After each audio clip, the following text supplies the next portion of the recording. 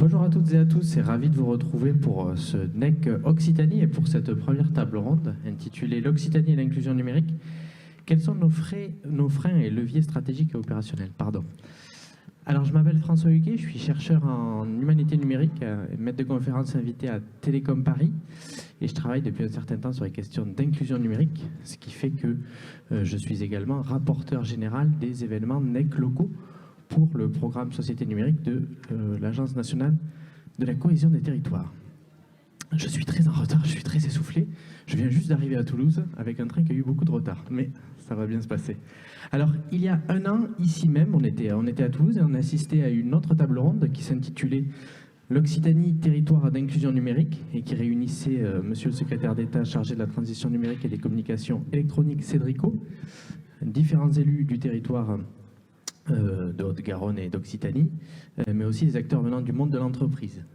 L'objectif de cette discussion à ce moment-là, une discussion qui était à plusieurs voix et qui était animée par l'impeccable Jacques-François Marchandise, était de revenir sur les effets un petit peu des électrochocs, somme toute assez récents, sur les chiffres de l'électronisme. Et je le rappelle, 13 millions de Français en difficulté avec le numérique, en besoin d'accompagnement.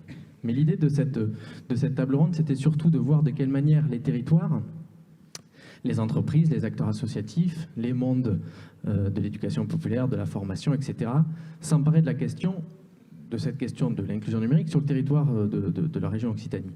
Et en effet, on a vu apparaître ces dernières années sur le même territoire plusieurs initiatives, au rang desquelles la naissance de l'indice de fragilité numérique, qui a été porté par le SGAR Occitanie, mais également par la Mednum et par l'ANSA, qui s'est bien développé depuis, puisqu'il s'étend maintenant à l'ensemble du territoire français. On a vu aussi naître un hub numérique inclusif, le déploiement de dispositifs tels que Aidant Connect, le chèque numérique, Aptic et aujourd'hui les conseillers France Service. Mais ce sur quoi on va échanger ce matin, c'est plutôt un focus sur les actions et les approches de certaines collectivités territoriales qui se mobilisent sur ce sujet. On n'est plus dans le constat. Aujourd'hui, il s'agit de voir de quelle manière cette stratégie, ces actions d'inclusion numérique sont mises en place.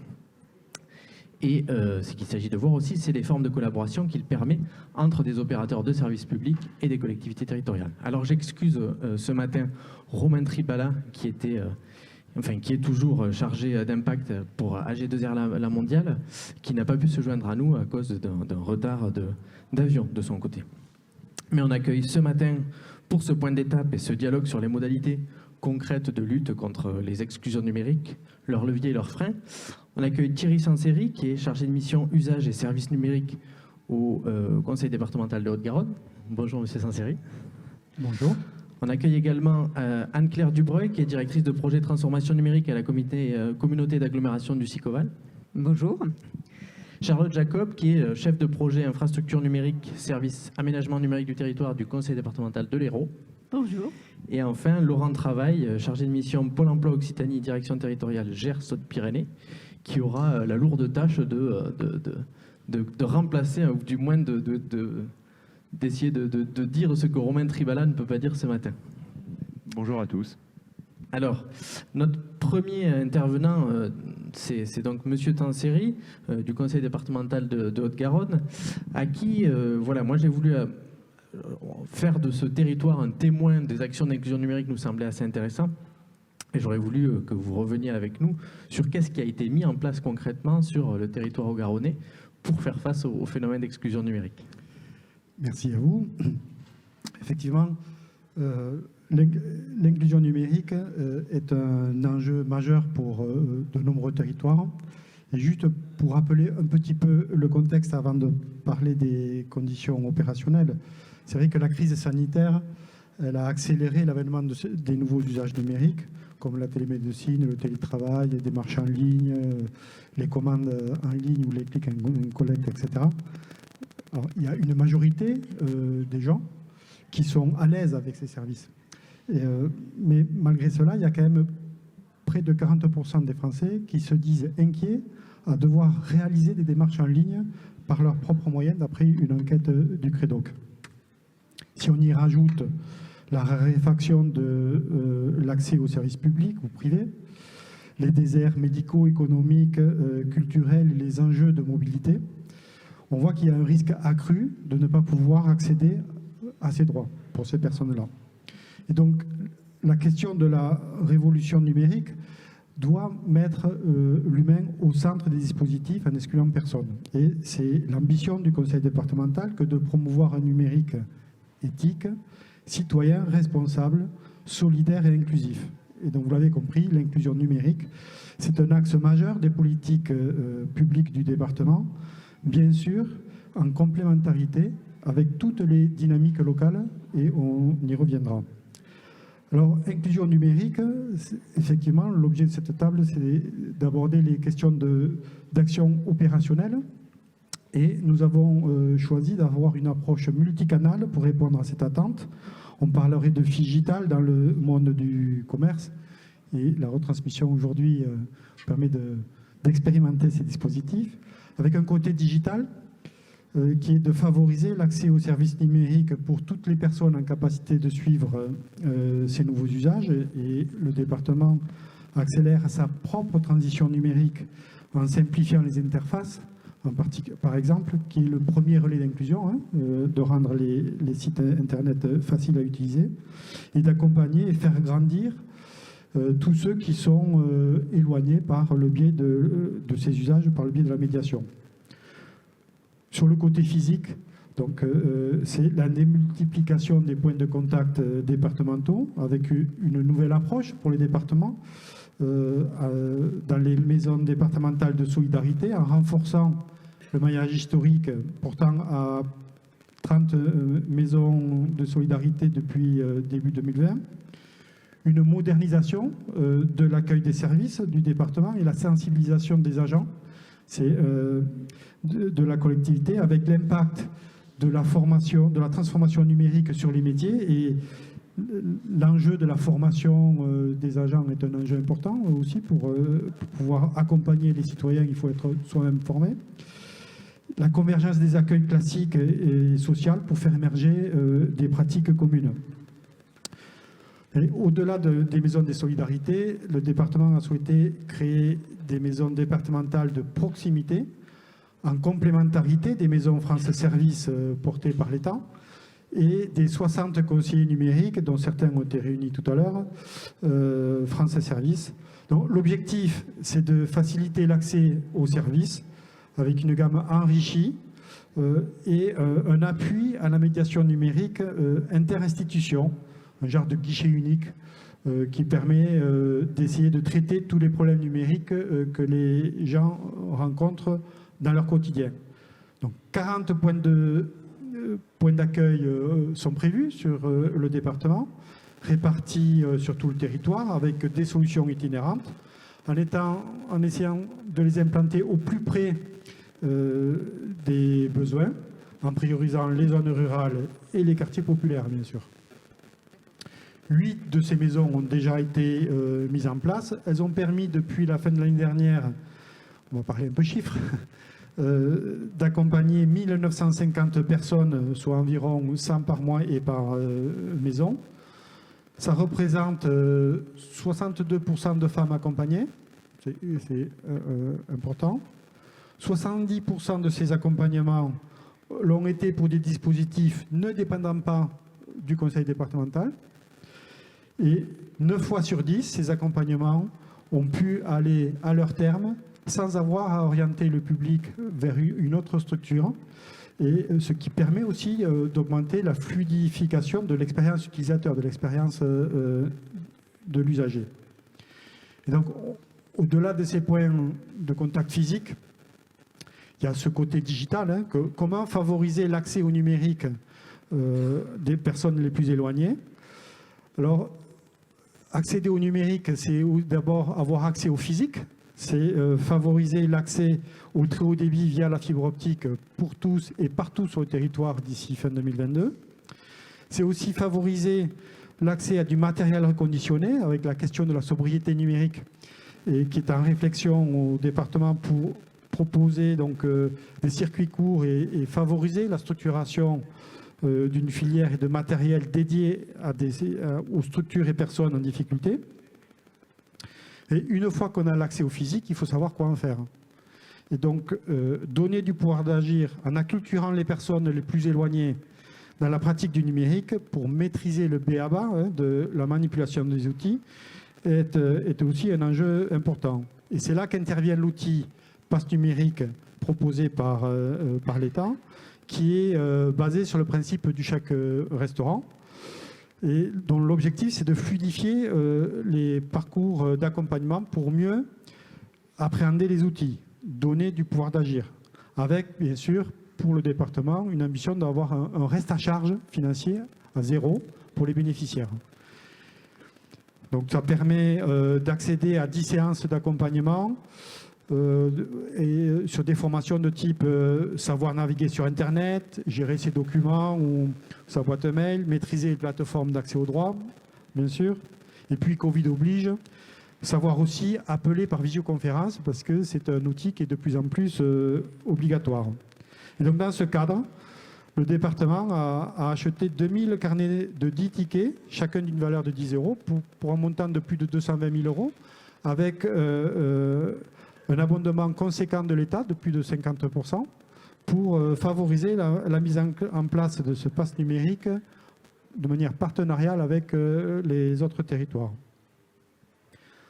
Bon, mais une fois que ces personnes maîtrisent le b.a.-ba du numérique, il faut comprendre dans quel environnement on navigue quand on commence à utiliser Internet. Et donc il faut comprendre les opportunités, les risques du numérique. Et c'est donc toute la question de l'éducation aux médias qui est portée et qui est aussi dans les missions de rôle de prévention et de protection des personnes que le département souhaite jouer. Et pour cela, on a mis en place un parcours laïque et citoyen auprès des collégiens, qui est une offre pédagogique unique en France, qui intègre un volet d'éducation numérique important. Donc cela concerne 66 000 collégiens sur toute la Haute-Garonne et implique près de 200 associations sur tout le territoire garonnais. Et d'ailleurs, cette année, ce dispositif va être élargi aux plus de 16 000 élèves de CM2 des écoles primaires. Et là, on parle de désinformation, de fake news, de théorie de complot, de médiation numérique, d'esprit critique, mais aussi du bon usage des réseaux sociaux. Et avec une gamification pour un message plus digeste grâce à un partenariat avec le cabinet créatif Freya Game. Bon, on voit tous les outils qui ont été mis en place et qui sont complémentaires les uns des autres. Tous ces dispositifs ne sont pas toujours simples à mettre en œuvre. Je voulais aborder les freins de ces outils. Alors au-delà de la crise sanitaire qui n'a pas permis d'organiser des ateliers de manière présentielle en aussi grand nombre qu'on l'aurait souhaité, on s'est rendu compte que les points de contact départementaux ne permettaient pas de cibler tous les publics qui pouvaient être destinataires de ces passes numériques. Et on a souhaité rapidement ouvrir la prescription de ces passes numériques à d'autres partenaires que les points de contact départementaux.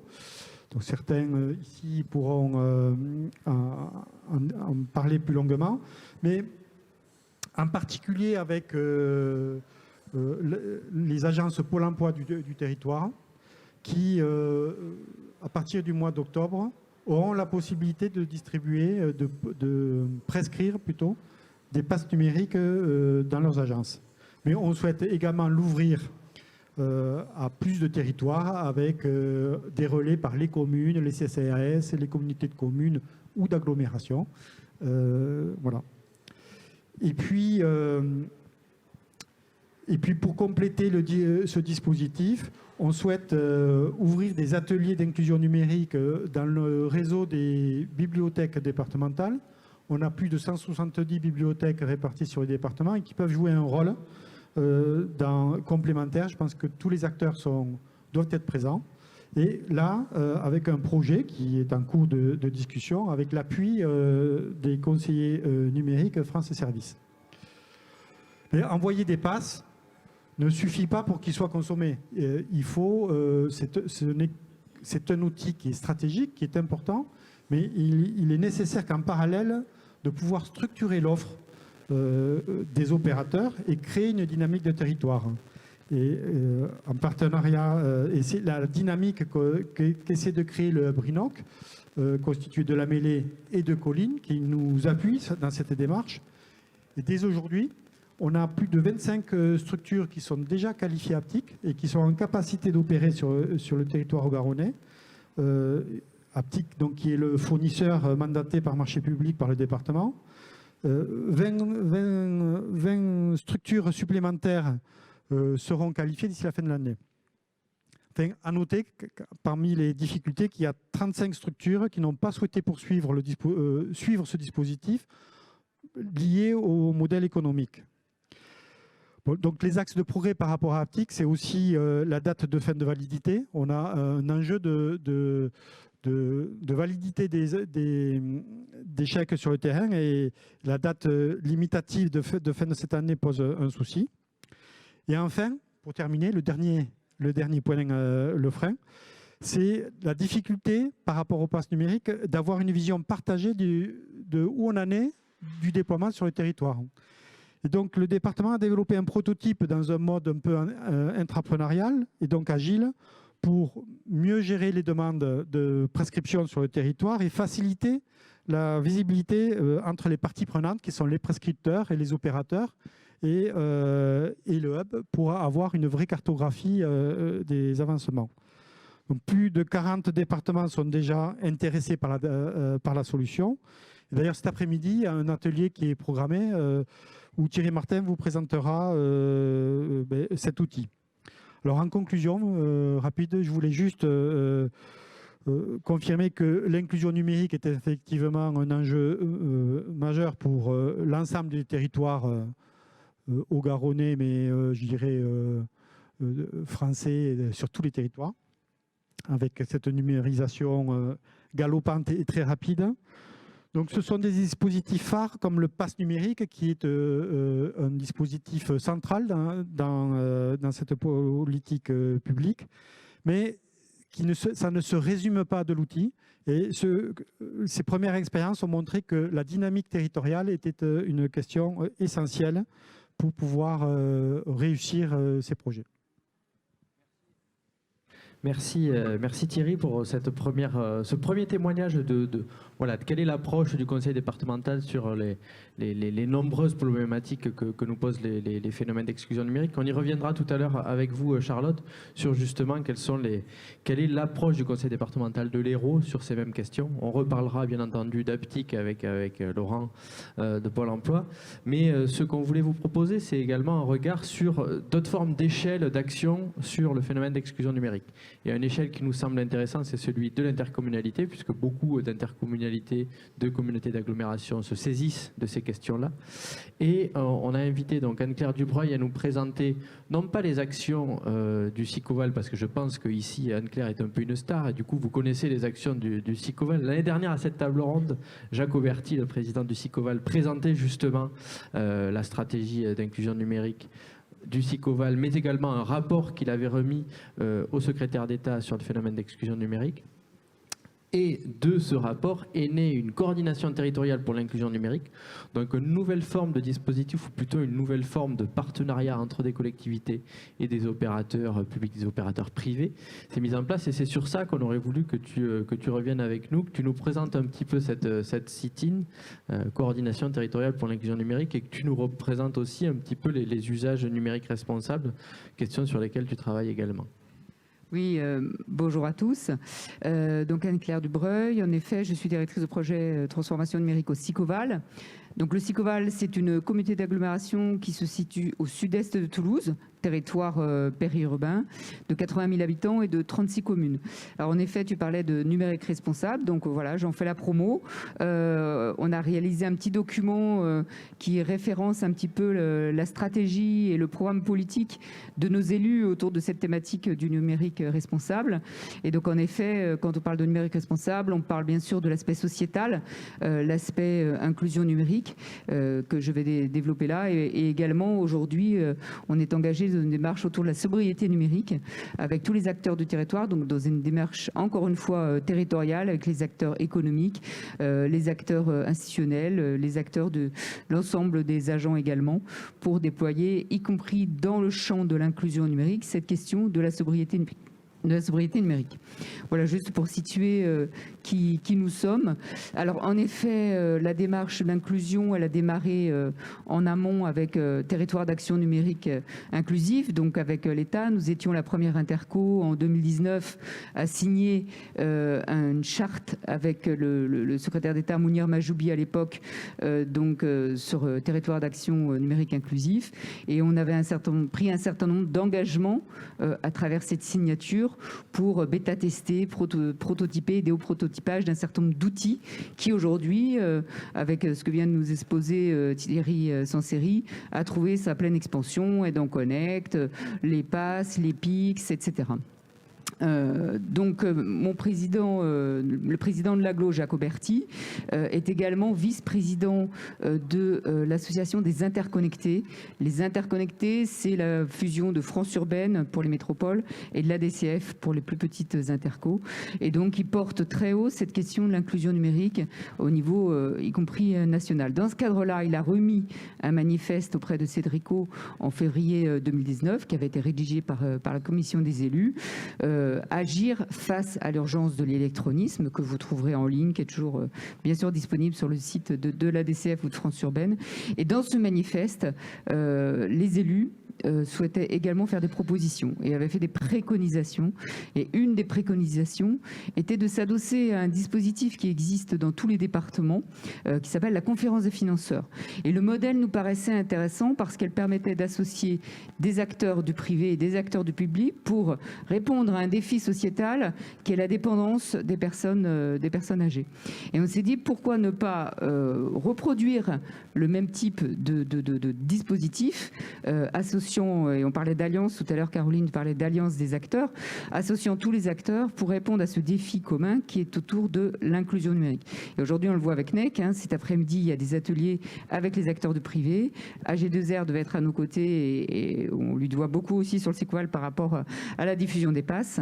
Donc on sent bien qu'il y a un enjeu autour de ça et donc on a le Cédrico à l'époque a proposé à 5 intercommunalités, Lyon Métropole, Lille Métropole, l'Eurométropole de Strasbourg, la communauté d'agglo de La Rochelle et le SICOVAL, de participer à une expérimentation sur un an, il nous reste quelques mois, avec le soutien de l'ANCT et le soutien des interconnectés, et aujourd'hui l'accompagnement de la FNOR pour l'évaluation de cette expérimentation, pour expérimenter pendant un an cette coordination autour de l'inclusion numérique, avec un enjeu qui est de mettre tout le monde autour de la table pour trouver et un mode de gouvernance qui soit le plus approprié pour répondre au plus près aux défis de cette inclusion, mais également un modèle économique qui soit satisfaisant pour répondre à cet enjeu et financer les postes de conseil numérique. Quid, au bout des 2 ans, financera l'État, quid des passes, quid des différentes associations qui ont besoin de pérennité, de garantie dans la durée pour pouvoir mener leurs actions. Donc l'enjeu de cette coordination, dans lequel il y a 3 collèges, un collège du public institutionnel, on va dire, un collège de privé. Donc autour de la table, chez nous, on a par exemple La Poste, on a Orange, on a Berger-Levrault, on a le Crédit Agricole, très investi, et un 3e collège autour de la médiation numérique et de la participation citoyenne. On souhaite également expérimenter la place du citoyen dans cette gouvernance, et donc on teste des choses au niveau du SICOVAL pour intégrer cette participation citoyenne. Et ces 3 collèges vont construire ensemble cette gouvernance locale et ce modèle économique. Et le privé, par exemple, le Crédit Agricole a financé 2000 flyers et réalisé 2000 flyers cet été et les a diffusés à l'appui d'une enquête pour identifier sur notre territoire quels étaient les besoins. Et donc diffuser dans les agences bancaires, pas forcément là où nous, service public, on va. Donc c'était intéressant. Ou Berger-Levrault, par exemple, qui, à travers du mécénat de compétences, a mis à disposition une plateforme qui a permis, par exemple, d'exploiter les données qu'avait récupérées la Poste, on en avait parlé l'année dernière, qui avait fait du porte-à-porte pour identifier les appétences et les compétences des habitants. Et donc Berger-Levrault nous a mis à disposition cette plateforme pour qu'on puisse nous-mêmes traiter ces données et nous avait fait déjà un premier traitement. Voilà des contributions qui sont apportées, par exemple, par le secteur privé. Et est-ce que ce type de setting, de coordination, en quoi, selon toi, elles sont complémentaires des actions d'un hub qui a une échelle plutôt régionale? Très bonne question, François. En effet, c'est aussi l'État nous avait dit attention, c'est vrai qu'on va couvrir l'ensemble de la France avec des hubs et leur mission est un peu identique, trouver le modèle économique, trouver une gouvernance sur ce défi sociétal. Ce qui est intéressant, je trouve, dans la CETIN, c'est cette approche territoriale, locale, portée par des élus.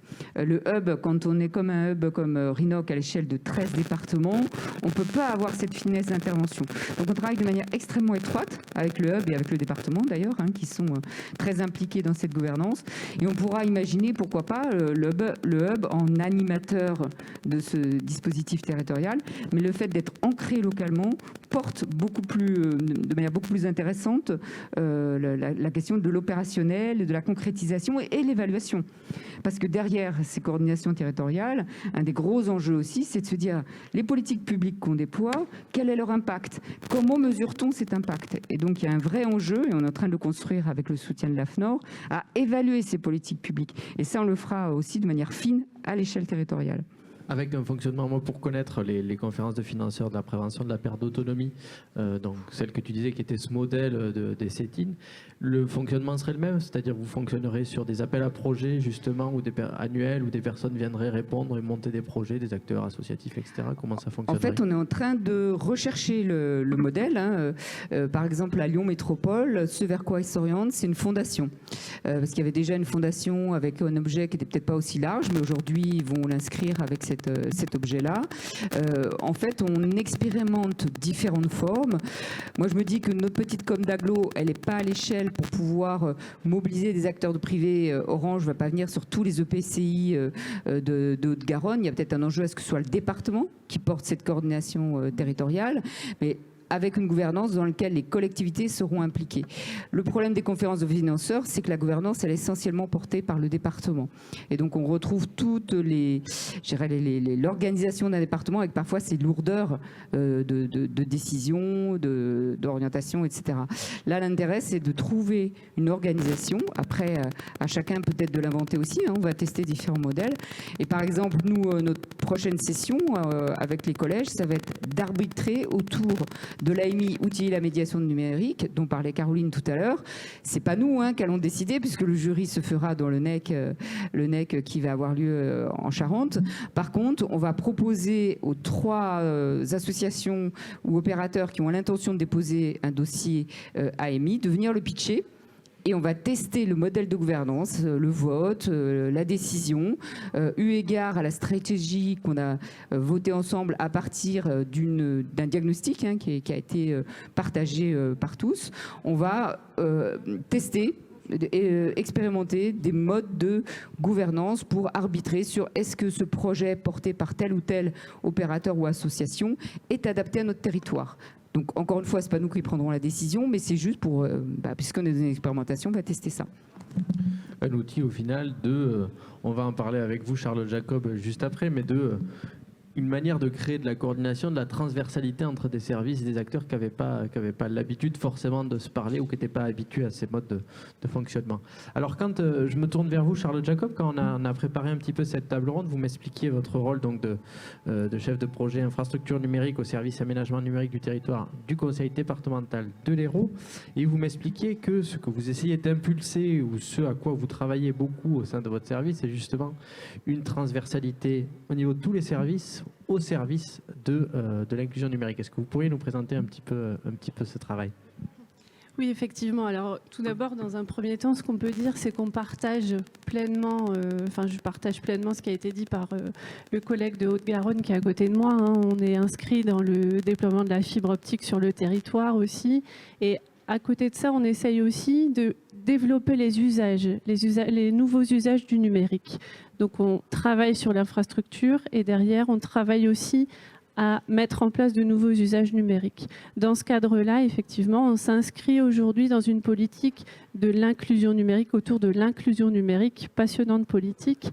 On essaye, dans ce cadre-là, de travailler avec l'ensemble des services qui sont présents, l'ensemble des directions qui sont présentes au conseil départemental. Vous le savez, aujourd'hui, le numérique, tout le monde, chaque direction, chaque service peut se saisir du numérique. Notre rôle au conseil départemental de l'Hérault, nous, direction de l'aménagement numérique inscrite au sein du pôle des solidarités territoriales, c'est bien sûr d'aider et d'accompagner ces directions dans le développement et aider les directions à se saisir en fait de ces usages numériques, principalement l'inclusion numérique. On travaille avec la direction des solidarités actives, avec la direction de l'insertion, avec la direction de la jeunesse. On essaye en fait de mettre l'ensemble des partenaires autour de la table, avec la direction qui s'occupe de la partie senior. Ça nous permet en fait de mettre en place un nouveau travail qui n'existait pas jusqu'à présent, c'est-à-dire essayer de mettre toutes les directions autour de la table pour parvenir, comme le soulignait Anne-Claire juste avant moi, à avoir une cohérence d'action en fait et à mettre en place aussi une gouvernance qui soit efficiente et qui puisse fonctionner correctement au sein de l'institution. À côté de ça, en fait, pourquoi est-ce qu'on fait ça? C'est pour développer et structurer un réseau de l'inclusion numérique sur notre territoire. On a besoin, en fait, de toutes ces directions, tous ces services qui connaissent les acteurs présents sur le territoire et qui pourront nous aiguiller au mieux, en fait, et qui pourront nous aider à structurer le réseau qui existe déjà. On n'a pas besoin d'inventer les choses. Je pense que les collectivités travaillent déjà sur le sujet, que ce soit les intercos, que ce soit les départements, que ce soit même parfois, je pense aussi au niveau régional, ça doit se faire. Donc il existe des choses. Il existe des programmes qui sont tournés soit vers les jeunes, soit vers les seniors, soit vers les bénéficiaires du RSA, soit vers les jeunes non diplômés. C'est ce qu'on fait avec le pass numérique. Hein.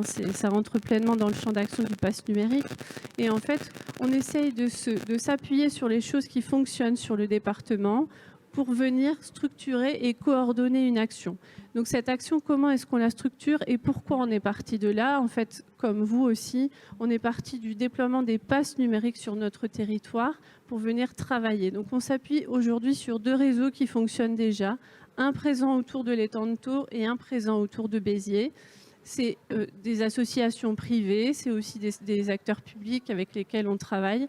On s'appuie sur ces 2 secteurs-là qui fonctionnent pour venir expérimenter le déploiement du pass. Comment est-ce qu'on peut travailler tous ensemble pour arriver à une cohérence de déploiement du pass numérique et effectivement éviter la perte. Parce que ce qu'on veut au final, c'est réussir à former un maximum de personnes. On veut réussir à venir chercher un maximum de personnes.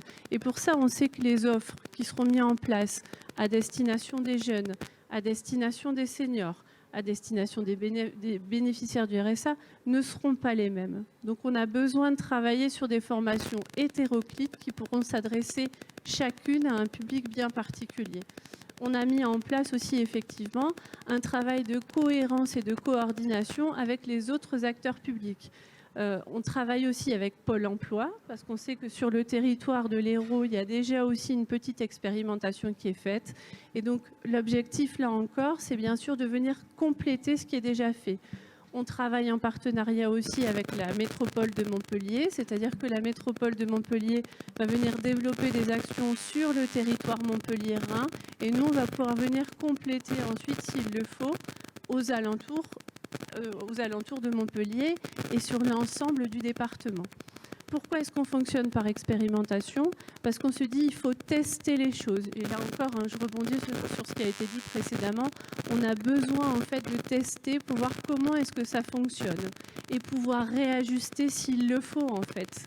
Parce qu'on sait que les associations nous ont dit quand on est allé les voir, bah, écoutez, les jeunes non diplômés, demandeurs d'emploi, nous, on ne sait pas faire. Donc on a réfléchi à savoir comment est-ce qu'on pouvait aller les chercher. On s'est tourné vers la direction de la jeunesse qui nous a dit il existe un réseau de coordination du territoire pour les jeunes. Il existe des missions locales sur lesquelles on peut s'appuyer et qui connaissent en fait ce jeune public très volatile. Donc au fur et à mesure, on s'appuie sur un réseau existant qu'on vient faire grandir en fonction des attentes et des besoins qui sont déterminés par le territoire. Ce n'est pas nous, conseil départemental, qui disons il faut faire comme ci, comme ci, comme ça. Non. On s'appuie sur ce qui est fait sur le territoire, sur les besoins du territoire et on essaye d'accompagner cette démarche-là au fur et à mesure et le mieux possible. L'objectif final, bien évidemment, c'est d'étendre tout ce qui est fait sur ces deux territoires, principalement d'expérimentation, à l'ensemble du territoire héroltais, pour que chaque héroltais qui aujourd'hui bénéficiera bientôt de la fibre optique, pourra aussi bénéficier d'un accompagnement efficient sur la partie inclusion numérique.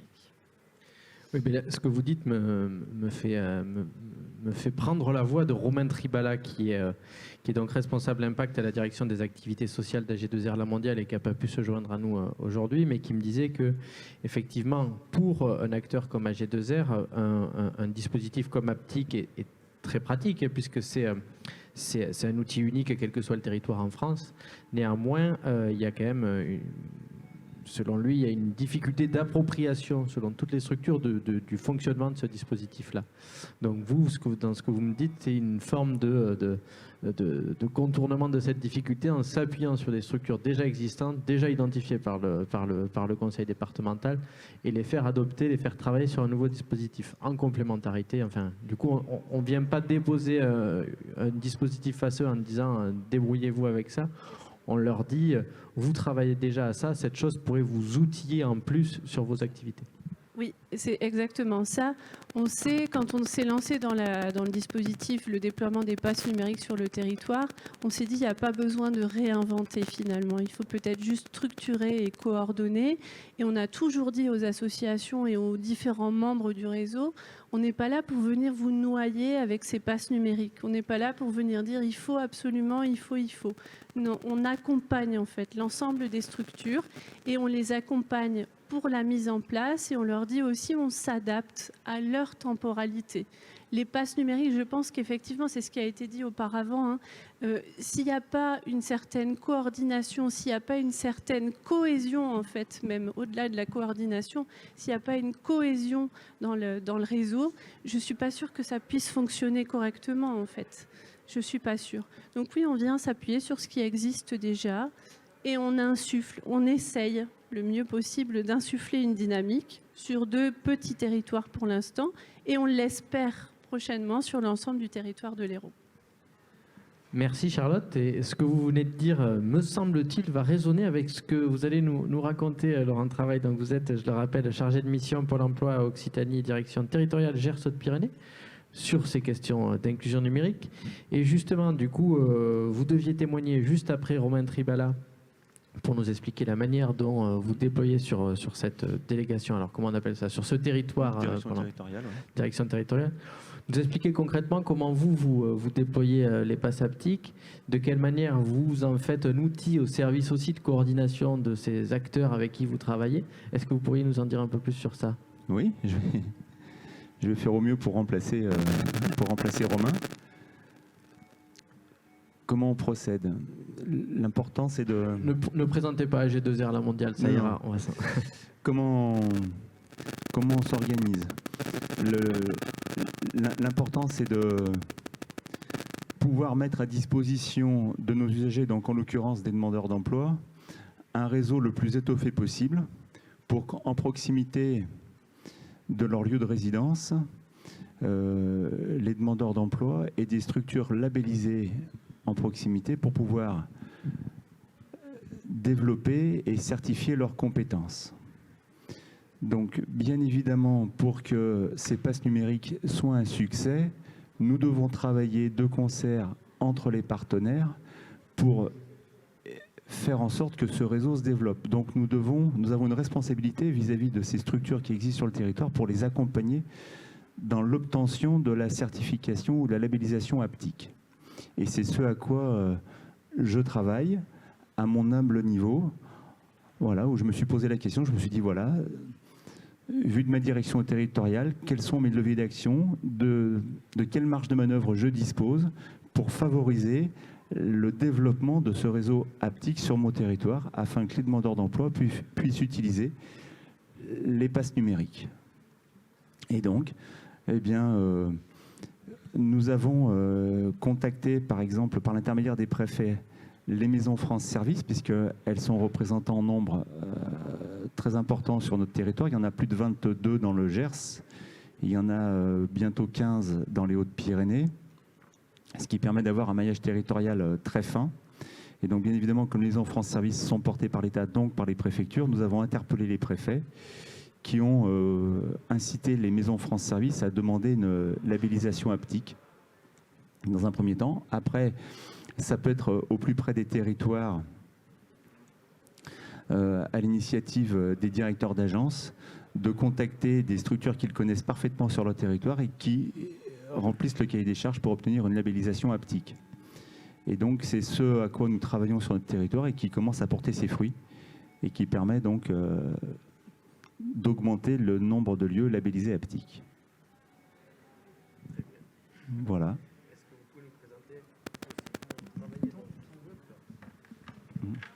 Vous êtes à côté de moi, j'oublie de prendre le micro. Quand on préparait cette table ronde, vous me disiez également que vous arriviez à articuler assez bien l'outil Pix Emploi avec haptique. Alors, est-ce que vous pourriez nous expliquer comment vous articulez les deux là? Oui. Alors, Pix, les personnes qui ont ouvert le NEC en parlaient, il y aura des ateliers cet après-midi. Donc, Pix est un outil qui est disponible en libre service sur notre site Emploi Store. Et il peut être mobilisé par les conseillers en agence pour proposer aux demandeurs d'emploi d'évaluer leurs compétences. Les demandeurs d'emploi ont également la possibilité, en autonomie, d'évaluer leurs compétences en allant directement sur l'Emploi Store s'ils connaissent déjà ce site. En fonction des résultats obtenus, qu'ils partagent avec leurs conseillers, ce dernier a toute latitude pour donner un pass numérique au demandeur d'emploi qui va donc se rendre après dans les lieux labellisés haptiques pour développer et certifier ses compétences.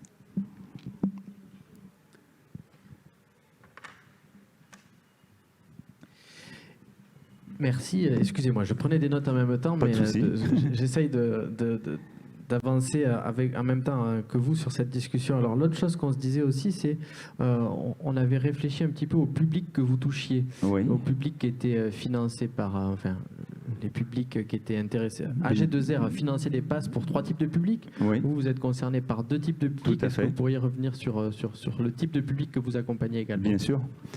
Alors, Pôle emploi fait bénéficier l'ensemble de ces demandeurs d'emploi de passes numériques. L'avantage que nous avons, c'est que nous avons AG2R La Mondiale à nos côtés. Et donc, AG2R La Mondiale a ciblé 3 publics, les aidants familiaux, les demandeurs d'emploi de longue durée et les seniors. Il se trouve que sur notre territoire, les demandeurs d'emploi de longue durée ainsi que les demandeurs d'emploi seniors sont très fortement représentés sur le Gers et les Hautes-Pyrénées, puisque nous avons 38% de demandeurs d'emploi qui sont longue durée et 33% qui sont des demandeurs d'emploi seniors. Ceci étant bien sûr une moyenne, il pouvant y avoir des petites variations d'une agence à l'autre. Donc, on va dire que nous allons privilégier l'utilisation des passes numériques AG2R La Mondiale pour ces 2 typologies de publics. Et enfin, les autres demandeurs d'emploi qui ne rentrent pas dans ces 2 catégories vont pouvoir bénéficier de passes numériques dont Pôle emploi a fait l'acquisition. Et donc, l'intérêt de ces partenariats, c'est qu'ils viennent compléter et renforcer l'offre de services de Pôle emploi, puisque Pôle emploi a fait de l'inclusion numérique un de ses enjeux nationaux. Voilà. Moi, une question que j'ai envie d'adresser à Thierry et à Charlotte sur justement les rôles d'un conseil départemental. On l'a bien compris là dans ce qui a été dit par chacun des intervenants. Faire de l'inclusion numérique, c'est favoriser aussi le maillage, la coordination d'acteurs, mais c'est quand même quelque chose qui n'est pas nouveau, de mailler des partenaires entre eux, de coordonner des réseaux d'acteurs. Qu'est-ce qu'il y a de nouveau comme enjeu à traiter avec l'inclusion numérique sur à votre place? C'est-à-dire, il me semble que vous appartenez tous les deux à des DSI. Fut un temps, on appelait ça des DSI, des services informatiques qui sont, et vous le disiez Charlotte, vous commenciez à dessiner des pistes de qu'est-ce que ça change concrètement. Vous êtes forcé aujourd'hui de travailler avec d'autres services de ces collectivités territoriales et ne plus fonctionner en silo. Est-ce que ça, c'est un des nouveaux enjeux que pose véritablement l'inclusion numérique et comment vous le traitez, ça? Je pense, c'est ce que je disais tout à l'heure, hein, je pense que chaque direction peut se saisir aujourd'hui du numérique. Et donc finalement, c'est une thématique, au-delà de l'inclusion numérique, je pense que c'est aussi le numérique, on le voit dans d'autres sujets qui sont développés chez nous et sur lesquels on travaille. Ce numérique, en fait, chacun s'en saisit aujourd'hui, d'autant plus après cette crise sanitaire qui nous a marqués, qui a changé nos façons de travailler, etc., etc. En fait, ça nous pousse à modifier aussi notre manière de fonctionner en interne. Donc oui, effectivement, on a, et je pense, un rôle de chef de file sur cette thématique parce qu'on est, nous, conseils départementaux, nous avons ces compétences liées à l'insertion, c'est des compétences historiques. Donc on se doit quelque part d'aller plus loin et je pense qu'on est aussi, c'est ce que disait Anne-Claire tout à l'heure, on est peut-être l'échelon favorable pour insuffler cette dynamique sur le territoire. Je pense aussi qu'on répond à une demande formulée par l'État. Dans le cadre des différents appels à projets, qui ont été évoqués, les passes numériques, les conseillers numériques, etc. Ce que nous demande l'État aujourd'hui, c'est de travailler en cohésion et en cohérence et de coordonner en fait les actions qui sont mises en œuvre sur le territoire. Et en fait, avant de s'engager dans ces thématiques-là, avant de mettre en place et avant de structurer, on s'est dit il faut qu'on garde à l'esprit cette manière-là d'avancer et de travailler. Et en fait, finalement, cette cohésion, il faut l'avoir et en interne, parce que nous, à direction de l'aménagement numérique, on n'est pas capable de connaître, on ne connaît pas en fait l'ensemble des intervenants. Donc on a besoin de ces autres directions pour connaître et savoir comment mailler de manière plus précise, comment mettre en place une gouvernance efficiente. Et de leur côté, les directions avec lesquelles on travaille ont besoin de nous aussi parce qu'on est l'appui, le support, le lien en fait. Et on est aussi, je pense, on est là pour insuffler ces nouveaux usages numériques.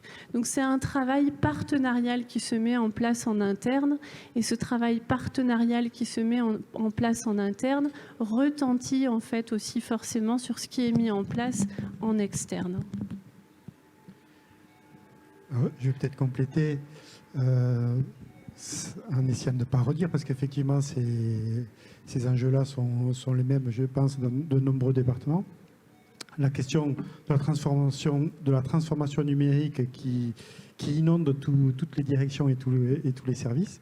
Et il y a parfois un réflexe de chacun dans sa direction de réinventer des dispositifs que la direction d'à côté a déjà créés. Et donc l'enjeu de ces missions de transformation, et une des raisons pour laquelle ma mission n'est pas rattachée justement à la direction informatique, mais elle est rattachée à la direction générale, c'est d'essayer de décloisonner un petit peu l'approche que le numérique peut avoir sur l'ensemble des directions en interne.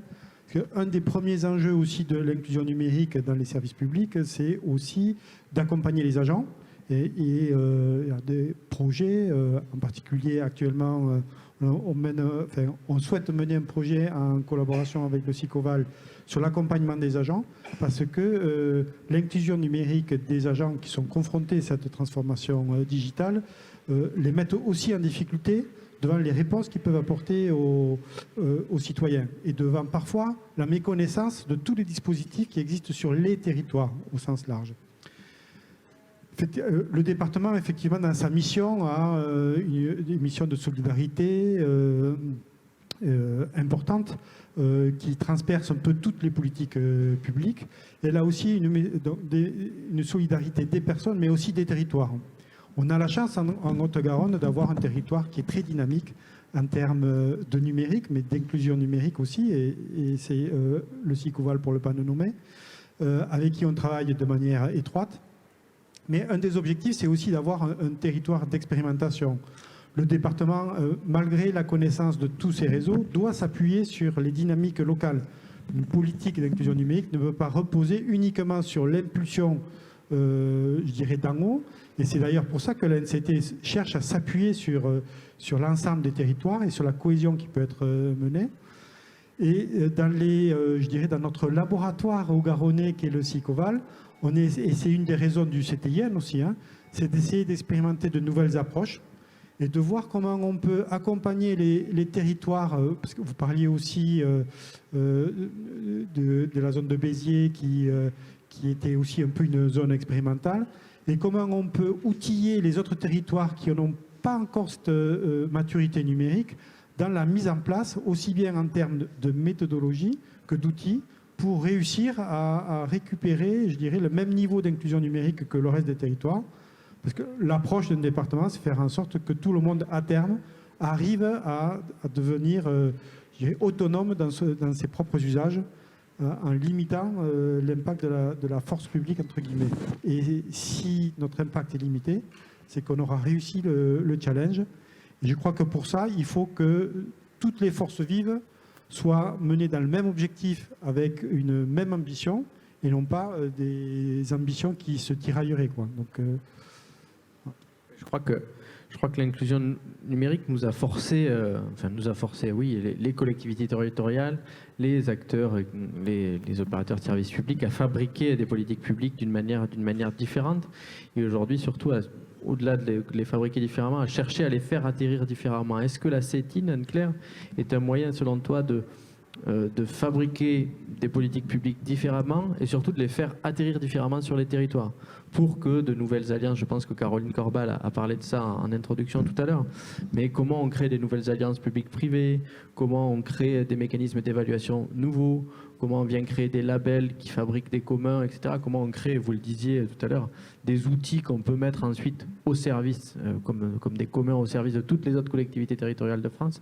Est-ce que les CETIN sont une façon de faire atterrir tout ça? Oui, alors je pense que globalement, quand on travaille autour du numérique, et là je rejoins complètement les deux interventions précédentes, puisque moi aussi je suis rattachée à un DGA ressources et avec une vocation transverse sur l'ensemble de la collectivité, on aborde ces questions de la coopération, de la collaboration, de l'ouverture, et finalement l'inclusion numérique est un de ces volets-là, pour pouvoir en effet partager cette innovation numérique qu'on va découvrir toute la semaine à la mêlée auprès du plus grand nombre.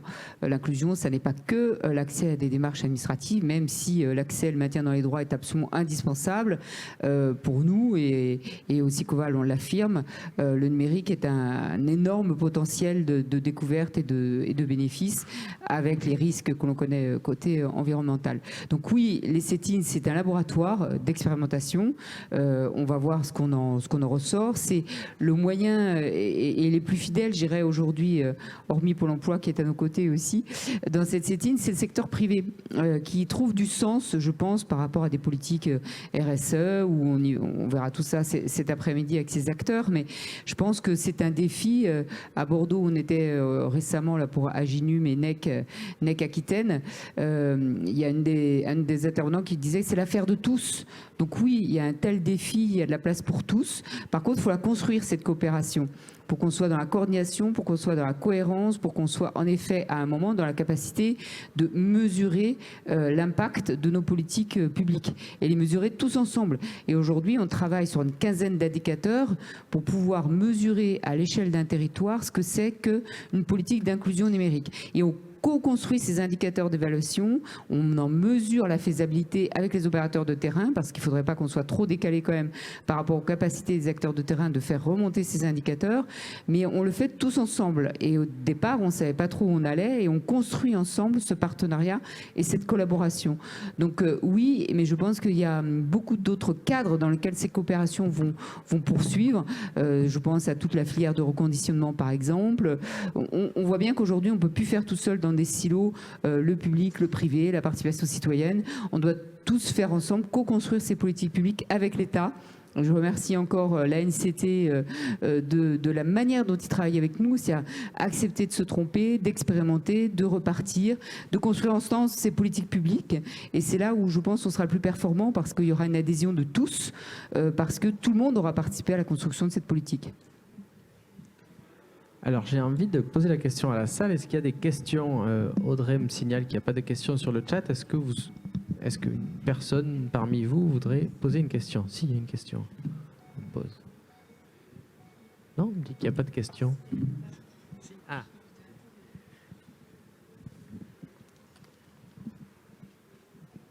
Oui, bonjour. J'aimerais poser une question à Anne-Claire Dubreuil, qui s'occupe de projets de la transformation numérique. Comptez-vous, comme les années précédentes, faire des sessions ou des ateliers pour seniors, s'il vous plaît? Oui, alors on est là sur une question très pratique, bien sûr. Ça fait partie des dispositifs d'inclusion numérique. On travaille en partenariat avec la Poste, par exemple. On travaille également en partenariat avec des associations et aussi avec les indépendants. Et c'est là où le privé a toute sa place aussi. Labellisé Aptic, hein, on a Mon Assistant Numérique, par exemple, sur le territoire, et une autre société qui sont labellisées et sur lesquelles on compte pour faire un peu d'itinérance, répondre aux besoins. Donc oui, il y aura des ateliers, et il y a déjà des ateliers pour seniors sur le territoire, tout à fait. Vous en aviez fait il y a 2 ans et j'avais participé. Oui, je me souviens très bien. On avait eu un échange. Mais il n'y a pas, vous pouvez tout à fait revenir, il n'y a pas de problème. Il y a de la place. On a 8 conseillers numériques sur le SICOVAL, ce qui est vraiment extrêmement important pour notre petit territoire. Donc des capacités de déploiement d'ateliers, d'actions, d'animation extrêmement importants. Donc on espère que dans les mois qui viennent et dans les quelques années qui viennent, on n'aura plus besoin de parler d'inclusion numérique, qu'on aura, grâce à tout cet effort collectif, réussi à répondre à ce défi. Merci beaucoup. Ce micro, on n'est plus du tout Covid compatible là malheureusement, mais une question des personnes qui nous regardent en ligne et qui te demandent, Anne-Claire, est-ce que tu peux donner des détails sur les indicateurs de performance de la politique d'inclusion numérique sur le territoire du SICOVAL? Alors, on le construit actuellement. On va avoir des temps de travail aussi collectifs avec nos collègues des 4 métropoles dont je parlais tout à l'heure. Donc, je ne vais pas dévoiler, spoiler, mais je pense qu'il y aura des cadres dans lesquels on pourra partager les résultats de cette expérimentation. Mais on essaye d'être le plus proche du terrain, de la réalité aussi des acteurs pour cette capacité à faire remonter ces indicateurs. On va être, je pense, sur une quinzaine d'indicateurs qu'on va partager le 5 octobre avec tous les collègues des différentes collectivités. D'ici la fin de l'année, je pense qu'il y aura des temps, là je regarde Caroline, je ne sais pas, il y aura des contextes dans lesquels on pourra partager les résultats de cette coordination territoriale. D'autres questions dans la salle?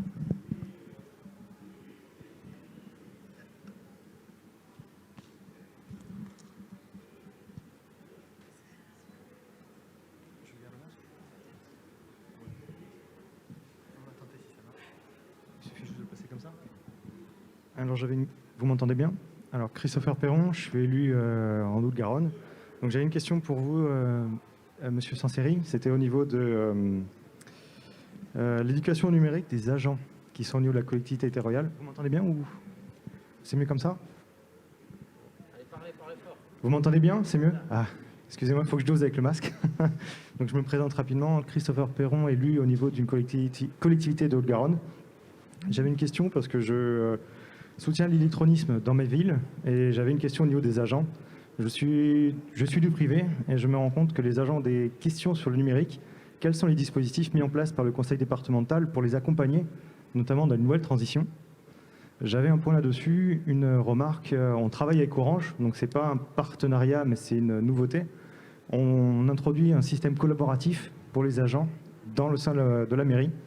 Et je vois qu'ils sont sur beaucoup de questions. Et je me pose des questions, comment les renseigner moi, au niveau de mon rôle d'élu, et savoir si des moyens sont disponibles au niveau du conseil départemental. Alors, effectivement, la question de l'acculturation au numérique des agents des collectivités au sens large est un vrai enjeu, ce qu'on disait tout à l'heure. C'est que pour pouvoir accompagner des personnes qui se présentent au guichet des différentes structures, qui sont parfois désorientées, il faut être soi-même équipé et armé. Et c'est un vrai défi que nous devons relever aujourd'hui. On a commencé à expérimenter des dispositifs au sein du département en mettant en place un digital corner. C'est un terme un peu barbare pour essayer de proposer des ateliers de présentation des mutations que le numérique propose dans la vie de tous les jours. Alors d'abord par rapport au métier, à leur métier, c'est-à-dire par rapport à l'activité qu'ils ont au sein de leur collectivité, mais aussi par rapport aux mutations qu'il peut y avoir dans la société de manière large.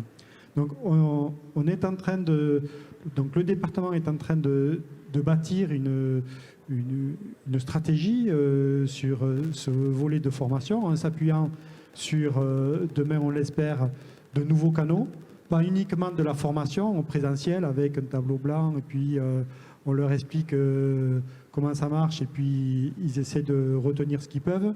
Non, l'idée c'est de proposer des formats qui soient un peu plus dynamiques, peut-être avec des capsules vidéo, que chacun puisse s'en saisir en fonction de leur maturité numérique aussi.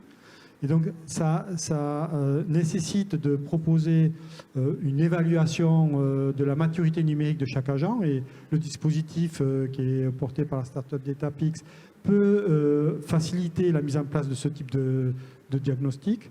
Et une fois qu'il y a ce diagnostic de proposer, il faut pouvoir proposer un catalogue d'actions, d'outils qui permettent à chacun de s'en saisir. Ça peut être aussi, en plus des vidéos, des serious games qui permettent de faire passer un certain nombre de messages sur des formats très courts. Et on a un projet avec le SICOVAL de répondre à un appel à projet de l'État pour pouvoir justement accompagner ce dispositif, de créer une méthodologie et des communs numériques et d'essayer ensuite de pouvoir le porter au plus près des collectivités qui en ont besoin, peut-être par le biais du CNFPT, enfin c'est à imaginer, mais voilà, on essaie de proposer un élan avec de nouveaux outils. On va essayer de les expérimenter, puis si ça marche bien, on essaiera de les proposer au plus grand nombre. Merci Thierry. Malheureusement, il est l'heure qu'on conclue cette table ronde pour ne pas prendre de retard. Alors, je vous le rappelle, la thématique de cette table ronde, c'était l'Occitanie et l'inclusion numérique. Quels sont nos freins et leviers stratégiques et opérationnels? Je crois qu'on a fait un tour de ces leviers et de ces freins également. Les leviers, on les connaît. C'est décloisonner, c'est acculturer les agents, c'est arriver à être des chambres d'écho pour que ces bonnes pratiques s'essaiment sur l'ensemble du territoire. Je pense que pas évidente, mais chose qui est intéressante quand on voit cet outil justement. Enfin là, on pourrait prendre un très bon outil qui est le développement d'un commun qui permet de mieux comprendre la distribution des passes haptiques. Et si je me trompe pas, mais cet après-midi, il y aura un moment particulier sur ce commun-là. Et les freins, ils sont aussi simples. Je veux dire, on a été extrêmement bousculé par la crise sanitaire qu'on traverse encore à l'heure actuelle. Mais en même temps, ça a été un électrochoc suffisamment fort pour que l'ensemble des personnes comprennent la nécessité, ou plutôt pas la nécessité, mais comprennent les contours de la transformation numérique qui nous concerne à l'heure actuelle. Et se disent que c'est important. Le numérique n'est plus qu'un outil. Il ne s'agit plus de dire ça maintenant. C'est quelque chose qui va au-delà de l'outil. Et si on veut vraiment être citoyen dans une société numérique, il faut dépasser cette vision du numérique simple outil. Et je pense que le frein le plus important qu'il y a à l'heure actuelle, c'est le temps de déploiement de toutes ces solutions et le temps de faire face à toutes ces difficultés que nous pose le numérique. Donc j'espère que l'année prochaine, lors du NEC Occitanie 2022, on reviendra avec une table ronde un peu similaire à celle-ci et qu'on se dise, OK, de quelle manière aujourd'hui on peut évaluer ce qu'on a mis en place depuis l'année dernière ? Qu'est-ce qui marche, qu'est-ce qui ne marche pas? Et surtout, j'espère que voilà, les bonnes pratiques se seront essaimées d'ici là et qu'on aura continué à travailler en transversalité, à créer des partenariats publics-privés, etc. et à décloisonner pour faire de la lutte contre l'exclusion numérique quelque chose de vraiment, vraiment fort et puissant pour tous les citoyens. Je vous remercie et je vous dis à bientôt.